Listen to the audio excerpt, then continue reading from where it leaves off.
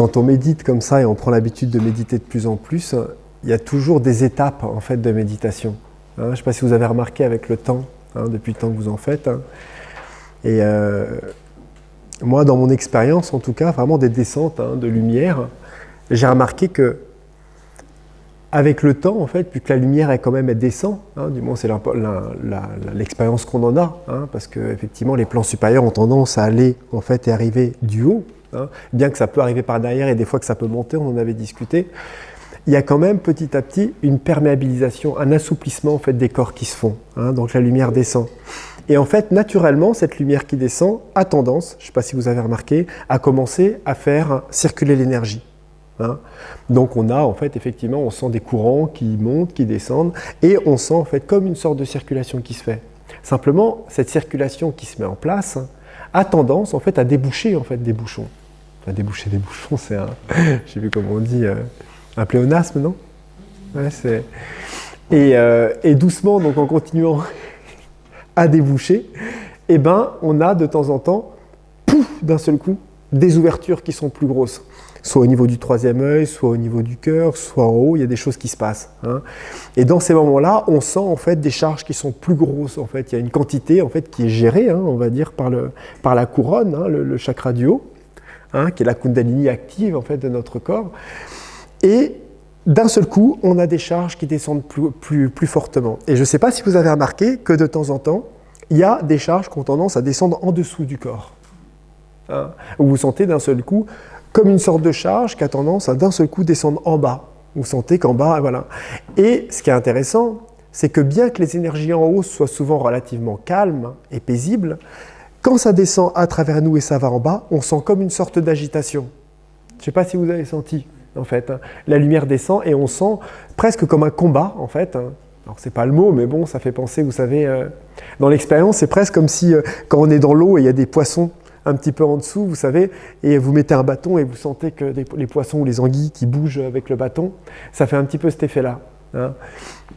La mécanique qui se passe, c'est que les plans d'en bas sont les plans, on va dire, et les centres les plus telluriques. Et on avait vu, on refera l'exercice de sentir en fait dans quel espace en fait vivent les pensées. Vous voyez ? Et quand l'énergie, en fait, la lumière divine, elle descend à travers nous, elle cherche à conquérir quelque part des espaces qui sont aujourd'hui, on va dire, qui ont le monopole aujourd'hui par des sphères plus ombrageuses. Vous savez, parce qu'on a des corps, on va dire, effectivement, les parties de nos corps grossiers les plus bas en vibration sont souvent les octaves inférieures, en fait, des différents corps. Le corps mental inférieur, le corps vital inférieur, le corps éthérico-vital inférieur, etc., etc. Donc, de ce fait, si on regarde même le symbolisme de notre corps, on a les parties de lumière en haut et les parties, on va dire, plus ombrageuses en bas. Pour ça, je dis souvent que les parties qui nous posent le plus problème sont généralement les parties d'en bas, quand on commence effectivement à rentrer dans un cheminement spirituel de maîtrise de soi. Vous voyez ? Et cette lumière, en fait, qui descend, va... je ne sais pas si vous avez remarqué dans les méditations, va avoir tendance à chercher à nettoyer en fait les énergies, on va dire, plus ombrageuses, plus telluriques. Et pour ça, ça descend et généralement cherche à conquérir cet espace pour faire de la place. Simplement, ce qui est intéressant, c'est qu'avec le temps, vous pourrez remarquer que cette énergie, elle descend et à un moment, quand elle a nettoyé, on va dire, cet espace, par exemple, il y a une charge, on sent que ça bouge un petit peu en bas et de temps en temps, poum, ça arrache des morceaux. Vous aviez pu ressentir des fois quand on est en méditation qu'il y a des énergies qui montent et boum, à la fin il y a comme un arrachement, on va dire, des énergies qui se situent plus au niveau des plans de l'inconscience. Vous voyez ? Mais le fait que ça a été arraché d'en bas, la nature elle a horreur du vide. Donc s'il n'y avait pas de recharge de lumière, cette partie serait automatiquement reconquise en définitive par les plans d'inconscience. Et ces plans d'inconscience, ils viennent d'où ? Ils viennent en définitive quelque part des structures archétypales, des grandes forces de la nature pulsionnelles et autres, sur lesquelles se sont basées en fait les lois de la nature. Vous voyez ? Donc quand on cherche à dépasser le stade animal et aller à devenir un humain et effectivement d'aller vraiment dans les altitudes les plus intéressantes du stade humain, eh ben on est confronté de ce fait à une résistance, on va dire, des plans animaux, des sphères plus animales. Mais ce qui est intéressant, c'est que le divin, et là on peut le voir en fait dans l'expérience, il répond à ça. Puisqu'en fait dans l'expérience, on sent qu'une fois que ça a été arraché, on sent généralement 9 fois sur 10, une lumière extrêmement douce qui s'installe dans l'espace qui a été conquis. Vous voyez ? Et c'est ça qui est intéressant, c'est qu'au bout d'un moment, on se rend compte, donc on a déjà parlé de la Kundalini, qui est une énergie qui est, on va dire, vraiment statique, mais aussi active aussi en bas. Hein. Simplement, son efficacité la plus grande, on va dire, est quand le cœur est ouvert et quand elle est en union avec les plans du haut. Vous voyez ? Donc ce qui lui donne sa force, et sa véritable force, c'est l'ouverture du cœur, en fait, notre abandon au divin, mais aussi la reliance qu'on a réussi à faire et l'espace qu'on a réussi à conquérir, en fait, dans les espaces du bas, pour que cette énergie ensuite puisse monter. Hein. Donc on a une double ascension, on a vraiment les descentes du haut qui cherchent à créer les espaces et à fourrer le passage pour, on va dire, éclaircir les choses, et la partie du bas qui va chercher à répondre et qui de temps en temps va donner des impulsions. Et c'est pour ça que c'est intéressant dans les expériences de chacun, qu'il y en a qui ont plus de temps en temps qui sentent plus des montées et d'autres qui sentent plus les descentes. Hein, on le retrouve. Et il y a un autre phénomène, et je vous en parle souvent, c'est vraiment du canal sur la gauche. Hein. Vous voyez, il y a souvent un canal sur la gauche. Voilà. Et moi, je me souviens, en fait, dans mon expérience, et je vous l'avais peut-être déjà dit, que j'avais senti à une époque, quand je méditais, que j'avais l'impression qu'il y avait un être de lumière qui venait, que c'était assez petit. Petit à petit, ça devenait de plus en plus gros. À la fin, j'avais la prétention de m'imaginer qu'il y avait un être de lumière qui était à côté de moi et qui venait méditer avec moi tous les matins et qui s'asseyait à côté de moi, etc. Mais vraiment, enfin, je sentais une sphère de lumière extrêmement puissante, consciente, qui venait là. Et c'est qu'un jour, à une formation, quand j'étais en train d'animer, on faisait une méditation d'abandon au divin et à la mer, que j'ai senti en fait cette présence de plus en plus se rapprocher, et j'ai senti que je faisais un avec. Et petit à petit, ça a commencé à presser, ça a commencé à créer comme une sorte de sensation presque extasique, au niveau du corps vital, en fait, même au niveau de la peau. Et d'un seul coup, cette charge, elle est descendue sur moi. Et là, j'ai senti, en fait, d'un seul coup, j'étais dans un canal. Et c'est là que j'ai réalisé, en fait, que c'était une propre partie de moi-même, vous savez, comme une sorte d'organe, en fait, on va dire spirituel, en constitution, dans les corps subtils, qui était en formation, en fait, depuis plusieurs temps, depuis plusieurs mois, plusieurs années, et qui, petit à petit, était suffisamment prêt, en définitive, à adombrer, en fait, le véhicule. Mais il a fallu la préparation pour ça. Et ce canal a fait, en fait, avec le temps, que grandir de plus en plus. Et il est toujours là. Donc, de temps en temps, il y a des charges sont sur la gauche, des charges sur ma droite et sur ma gauche, mais il y a quand même une constitution très particulière sur la gauche. À tel point que des fois, ça m'est arrivé, en fait, lors de descentes profondes, de devenir même presque paralysé du côté gauche. Ça m'est arrivé de perdre complètement la notion même sensationnelle, en fait, de ce côté-là. Ce qui est marrant, c'est que quand j'ai des problèmes de je sais pas quoi dans le corps, c'est de ce côté-là, parce que la sensitivité, en fait, de mon côté gauche, de ce fait, est beaucoup plus forte. Il y a comme un nettoyage, de ce fait, beaucoup plus important de ce côté-là. Et c'est intéressant de voir que quand même, dans la symétrie de notre corps physique, on n'a pas deux cœurs. On a quand même un seul cœur, donc il y a quand même un organe qui n'est pas symétrique. Enfin, il y en a d'autres organes qui ne sont pas symétriques, mais on a quand même une asymétrie, on va dire, dans laquelle les organes ont un espace très précis dans le corps. Et c'est la même chose au niveau vibratoire. Vous savez, on peut sentir comme ça qu'on a effectivement un centre particulier. Et ce qui est intéressant aussi, c'est qu'on remarque que si vous appelez un être de lumière ou un guide, vous allez sentir sa présence arriver au-dessus. Vous voyez ? Mais si vous sentez très précisément une sorte de lumière qui vous arrive sur la gauche et qui commence à travailler avec vous, voilà, en tout cas, moi, mon expérience me montre que ce n'est pas quelque chose qui est extérieur à nous. C'est vraiment notre présence. Et je vous souviens, j'avais posé la question à Daniel Meroy, je sais que j'avais vu et que j'ai posé la question, qui parlait de l'atome germe. Et quand je lui ai posé la question, il m'avait dit, écoute, c'est une très bonne nouvelle en fait que cet espace-là soit réveillé parce que ça fait partie en fait ce côté gauche de la constitution de votre rayonnement divin, enfin de notre étincelle primordiale. Bon, après, il faut essayer de comprendre un peu plus. C'est toujours une question de concept, de ce qu'on entend par là. Mais voilà, c'est juste pour vous dire qu'effectivement c'est une grâce quand vous commencez à sentir cette présence du côté gauche qui cherche de plus en plus en fait à descendre en vous. Donc la technique en fait pour ça, enfin la technique, la méthode, je ne sais pas si c'en est une, en tout cas c'est une posture intérieure, c'est vraiment de s'abandonner, de se détendre le plus profondément possible. À partir du moment où c'est abandonné au divin, on s'est donné au divin, Le divin nous prend totalement en charge. La seule chose pour laquelle la lumière qui descend peut, on va dire, descendre plus profondément et plus facilement en nous, c'est simplement par notre acceptation profonde, notre détente, notre manque d'intérêt même pour ça, hein, notre désintéressement de quelconque bénéfice pour ça, hein, et notre stabilisation, en définitive, dans l'espace présent. Vous voyez, parce que dès qu'on est dans la projection de quelque chose, on sent d'un seul coup, on va dire, une projection mentale qui bloque en définitive les énergies. Hein, parce qu'il ne faut pas oublier que les centres, même du troisième œil et de cette partie-là, hein, même si on parle toujours du troisième œil, le mental, ce sont des centres extrêmement importants en fait des descentes de lumière. Hein. Et je ne sais pas si vous avez remarqué, et ça c'est intéressant, c'est qu'il peut y avoir comme ça aussi, lors des descentes de lumière, comme une sorte où on sent qu'à un moment, il y a une sorte d'ascension aussi des différents plans.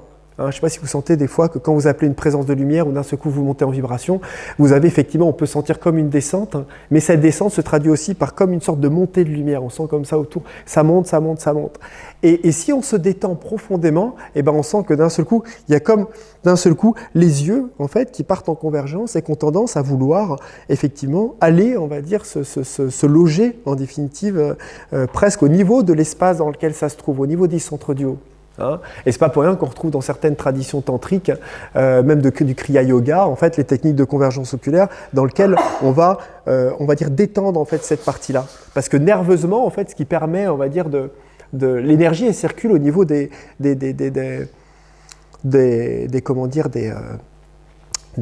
tendons, des nerfs, hein, et on sent qu'en fait cette charge vitale, même si elle commence autour, hein, on va dire qu'elle est d'une extrême importance. Et on sent qu'en définitive, toute là, dans la tête, il y a vraiment des glandes, hein, on ne va pas rentrer glandes pinéales, etc., etc. À vrai dire, voilà, c'est des choses qui sont pas évidentes et qui sont très conceptuelles, mais on peut sentir qu'effectivement, on sent au niveau de l'expérience des centres très particuliers. Et si vous vous laissez aller comme ça, n'hésitez pas à sonder comme ça quand vous méditez. S'il est plus simple pour vous, par exemple, de vous imaginer en haut, et bien vous pouvez sentir qu'à un moment, vous pouvez sentir que ce n'est pas spécialement là qu'il faut vous concentrer, que c'est un petit peu derrière en fait, juste derrière, et que votre conscience a tendance à beaucoup plus facilement passer par derrière et vous imaginez par là. Comme si là, il n'y avait presque pas d'espace, vraiment juste derrière, et que là, il y avait encore quand même une résistance. Hein, c'est intéressant. Et que des fois, il y a des descentes qui se font par là, hein, mais vous les ressentez pratiquement pas. Ça vous amène comme, on va dire, presque en arrière-plan. Et que quand il y a des descentes qui se font en haut, un petit peu plus vers l'avant, on sent comme un enveloppement d'une énergie et de temps en temps des descentes extrêmement puissantes qui se font au niveau du troisième œil, hein, même presque un petit peu en haut. Et ça a tendance à aller charger des glandes en fait dans le cerveau. Hein. Et on peut sentir des fois comme des extases, on va dire, du troisième œil, où ça a tendance à exploser, et on sent aussi des glandes en fait à l'intérieur, même au centre de la tête, qui ont tendance à aussi être chargées d'une lumière particulière. C'est pour ça que et Sri Aurobindo le disait, c'est intéressant en fait de se concentrer. Il y a deux concentrations qui sont intéressantes, c'est de se concentrer soit dans le centre de la tête, hein, vous trouvez un espace dans le centre de la tête dans lequel vous imaginez un point de concentration, un petit point lumineux, en fait, juste au centre de la tête, vous trouvez l'espace le plus simple, ou alors, juste un petit peu, on va dire, au-dessus de la tête, au niveau du crâne. Hein. Mais bon, naturellement, quand on met son attention, on sent en fait la conscience qui se met à cet endroit-là. Vous voyez ? Et en même temps, et c'est ça qui est intéressant aussi par principe d'inversion, c'est qu'il faut se concentrer aussi bien en haut qu'en bas. Hein. Parce que si on se concentre trop en haut, on ouvre des espaces de conscience dans lesquels on reçoit des énergies extrêmement hautes en vibration, hein, mais qui ne sont pas du tout adaptées à notre enracinement et on va dire au corps, on va dire, qui nous sont utiles aussi pour notre incarnation. Hein. Et quelqu'un qui se concentre trop toujours en haut, au niveau du troisième œil, mais au niveau de la couronne, va ouvrir petit à petit, parce qu'il va mettre sa conscience dedans, et petit à petit, ça va ouvrir de plus en plus, et ça va faire descendre comme des charges de lumière qui ne vont pas trouver leur place dans la circulation énergétique des différents corps. Donc ça va rester stagné, hein, c'est mécanique, hein, ça va rester stagné dans les centres du haut, et comme dans les corps spirituels, l'énergie est beaucoup mieux gérée, quand ça va descendre dans le corps mental, hein, on va dire, ça va être un peu la zone, parce que le corps mental, ne faisant pas circuler naturellement avec le corps vital, qui est extrêmement important, hein, le corps de vitalité, et ben ça va rester dans les sphères du mental et ça va créer une incohérence, on va dire, au niveau des pensées, au niveau de la personne, de la vision existentielle de sa vie, etc. Et ça va créer trop de connaissances et trop d'énergie, on va dire, haute en vibration, dans un corps grossier qui ne circule pas. hein. Et ça, c'est un risque qui n'est pas des moindres, en définitive, quand on médite, hein. C'est pour ça qu'en fait, l'enracinement est extrêmement important. Et quand on fait les méditations, voilà, je vous encourage, hein, chaque fois à essayer, dans l'enracinement, à vous concentrer sur les sensations et plus particulièrement, vraiment, sur le bas du corps. Hein. Parce que si vous gardez votre concentration, hein, j'en vois beaucoup comme ça des fois en formation, qui, quand ils se concentrent comme ça, on sent que la pensée, elle reste au niveau du troisième œil. C'est pour ça qu'en fait c'est intéressant de bien détendre les paupières, bien détendre les sourcils, les yeux, le troisième œil, et simplement se concentrer par exemple sur la respiration, sur le ventre, le va-et-vient, hein, au niveau du ventre, et les jambes, la détente ou les sensations au niveau des jambes. Hein. Donc de ce fait, on fait les deux, c'est-à-dire l'appel au plan supérieur, plus particulièrement de la paix, hein, pour éviter d'avoir des énergies, on va dire, trop fortes, hein, des énergies qui nous calment, qui nous posent, et en même temps, garder son attention vers le bas du corps et de revenir à une concentration, on va dire, d'une détente dans laquelle on se laisse absorber dans l'espace sans intérêt et sans attente. Hein. Et là, on a vraiment déjà une méditation, on va dire, qui est vraiment extrêmement efficace, hein, et qui porte véritablement ses fruits. Hein. Si je prends un petit peu mon expérience, voilà, dans des méditations, bon, il y a eu plusieurs étapes, on va dire, vraiment au niveau de mes pratiques méditatives, mais il y a eu un moment où j'ai passé un cap, ça s'est fait en très peu de temps, quelques semaines, où j'ai senti que je n'avais plus du tout conscience de mon corps physique, plus du tout, quoi. C'est-à-dire qu'en fait, l'espace de vastitude derrière, bien qu'avant j'avais une conscience en fait de mon corps, c'est-à-dire que j'étais capable de me rendre compte que j'avais un corps, heureusement, hein, mais bon, c'est pas là où je veux en venir, mais que j'avais conscience de mon corps, c'est-à-dire que j'arrivais à méditer, à sentir cet espace profond, et en même temps, bah effectivement, oui, si j'avais envie de me gratter le visage, ou il y avait une mouche, ou un truc comme ça, bon, ça veut pas dire que c'est pas le cas, hein, aussi de temps en temps, mais je veux dire, voilà, quelque chose que je chantais, j'avais encore conscience de ce qui se passait. C'est-à-dire de me retrouver à entendre une voiture passer, ou quelqu'un qui frappe chez moi à la porte, ou choses comme ça. En très très peu de temps, si vous voulez, l'identification était possible. Hein. Et à un moment, il y a eu une étape dans laquelle, à un moment, il y a eu une désidentification inconsciente, parce que même le fait de m'identifier, j'y arrive plus. À un moment, à un certain niveau, j'y arrive même pas. C'est ça qui est intéressant. Et il y a un espace de conscience qui est là, et à un moment, il y a une paix profonde, un espace, et juste, on va dire, une sensation d'un moi, d'un je, qui bouge, qui peut être perçu, qui peut être vu. Et ça peut m'arriver comme ça, d'être en méditation, et à un moment, de même pas savoir si ça fait une demi-heure que je suis en méditation, 1 heure, 2 heures, ou plus, il n'y a plus du tout de notion de temps. Il n'y en a plus. Hein. Donc ça crée aussi une certaine peur. Et quand la peur elle commence à monter, on commence à revenir un petit peu dans son corps. Hein, vous voyez ? Mais ce qui est intéressant, c'est que de ce fait, il y a eu comme ça des montées extasiques, des montées de Kundalini. Tout ça, ça débouche et ça éclaircit de plus en plus les canaux. Ce qui fait qu'en fait, ça allège, en fait, ça éthérise, on va dire, les différents centres énergétiques qui amènent aussi rapidement à l'identification. Hein, parce qu'il ne faut pas oublier que tous les centres et les chakras ont une connexion dans tous les différents corps. Hein, c'est un système aussi, on va dire, d'équilibre et de respiration, on va dire, de tous les différents corps. Hein. Donc, quand vous commencez à éthériser ça de plus en plus, à épurer, hein, on va dire, cette qualité, on va dire, énergétique, parce que c'est de la substance, c'est de l'énergie, c'est de la matière. Tous les véhicules sont de la matière, qu'on peut sentir et voir.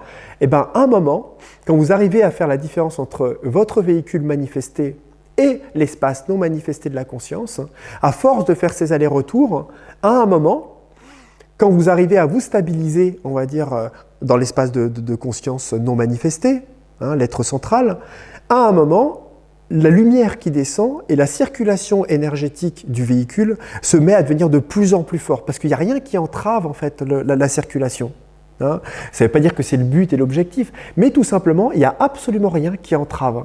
Ce qui fait que les montées, les extases sont de plus en plus fortes, et ce qui est intéressant, c'est qu'on observe ça en n'ayant même pas l'impression que c'est à nous que ça arrive. Vous voyez ? On ne se rend même pas compte que c'est à nous que ça arrive. Et de temps en temps, il y a un petit sursaut comme ça. Ah, oh là là, là, là c'est vraiment fort, là. Oh là là, là il y a un extase de tel centre. Et ça fait comme une petite voix, une petite pensée, comme ça, du corps mental supérieur et pragmatique qui parle, et hop, ça s'éteint, et ça continue. Et de temps en temps, ça peut faire vibrer tellement le corps vital de plaisir, hein, que si d'un seul coup il y a, on va dire, une croyance vis-à-vis des énergies, etc., et de la circulation qui vous vient et que vous dites « Ah là là, là c'est la grosse montée de Kundalini ». Vous savez, une petite pensée qui vient « Ah oui, là c'est le… » Là ça va, il va se passer quelque chose. Hein. Automatiquement, vous sentez que vous revenez un petit peu dans le véhicule parce qu'il y a une partie de vous qui veut le vivre ou qui s'identifie à ça. Et de nouveau, on sent la charge qui commence à être beaucoup moins forte de ce fait et à se rétablir proportionnellement à votre capacité à l'assimiler.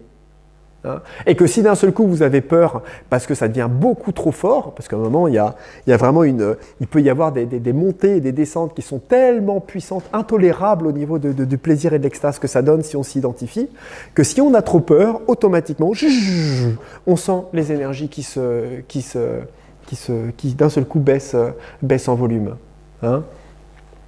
Et donc, bon, bien que ce ne soit pas du tout l'objectif, c'est quand même un processus naturel. Hein. Et ce processus naturel amène, en fait, naturellement, en fait, à, comme je vous disais, épurer, nettoyer et faire circuler l'énergie de plus en plus clairement, comme si ça devenait de l'eau claire, de l'eau de plus en plus claire, de plus en plus saine, on va dire, épurée. Hein. Et ça amène, en fait, même la journée, on va dire, une connexion, on va dire, à l'énergie, parce qu'à la fin, en fait, vous ouvrez les portes et ça se met à circuler toute la journée. Et même la journée où vous soyez dans le bus, en voiture ou quoi que ce soit, d'un seul coup, vous pouvez juste en marchant, en discutant avec quelqu'un, d'un seul coup, être pris d'un extase profond et d'un amour profond, hein, sans que ce soit vous du tout qui ayez cherché à maîtriser quoi que ce soit. Hein, simplement votre présence qui vous prend en charge et de temps en temps qui met on va dire, une petite charge un peu plus grande parce qu'elle travaille sur d'autres plans. On est des êtres multidimensionnels et il y a quantité de travaux qui se font sur différents plans. Hein. Donc voilà, donc je vous encourage en tout cas voilà, à continuer, on va dire, à appeler le divin et à trouver en fait ce calme et cette paix pour laisser, on va dire, la lumière véritablement agir, hein, parce qu'elle a une action profonde qui peut, hein, on va dire, véritablement rétablir énormément de choses, hein, par rapport à votre réceptivité intérieure. Et plus vous êtes nettoyé, plus vous êtes neutre, plus vous vous abandonnez, plus cette lumière a un pouvoir. Hein. Et le deuxième pouvoir qu'elle a, et c'est là qui va être un petit peu la suite de notre travail au niveau de l'holosynergie aujourd'hui, ça va être notre foi, notre confiance dans ce que l'on fait et notre capacité à, quand on a demandé quelque chose et quand on a créé quelque chose, même par l'intention, hein, le pouvoir co-créateur, eh ben, accepter profondément que ça a été fait et que ça a été entendu. Hein. De ce fait, vous passez aussi votre posture intérieure dans quelque chose, une réalité qui pour vous est effective. Et cette réalité effective devient votre réalité. Et cette réalité a automatiquement une résonance particulière et influe autant sur les situations, les événements, qu'elle permet à d'autres forces de lumière et à d'autres émanations du divin descendre pour les réaliser et les mettre en place. Hein ? Et c'est pour ça qu'on ne peut pas, fondamentalement, imaginer rentrer vraiment dans la magie, hein, la vraie magie et la vraie conscience, on va dire, de la pratique holosynergique avec le doute qui continue à nous suivre. On ne peut pas, en fait. C'est même pas que c'est que le doute, ce poison, en fait, amène, on va dire, une incapacité. Et voilà, c'est vraiment quelque chose qui barre la route et qui empêche, on va dire, la véritable foi, hein, de se mettre en place. Hein, parce que la chose, c'est de ne pas avoir confiance en soi, c'est d'avoir confiance en la présence. Hein, confiance en le divin, en ce qui vous propose les choses, en ce qui vous accompagne, en ce qui nous accompagne, hein, en ce qui nous accueille dans son cœur. Et pas en nous, parce que nous, on ne peut pas se faire confiance, fondamentalement. On sait bien qu'il y a quelque chose, le je, le moi, il est étourdi, il est maladroit, il est voire con des fois. Hein, si c'est sur lui qu'on compte et on base notre confiance, ben, on va faire du développement personnel pendant longtemps, hein, à un moment.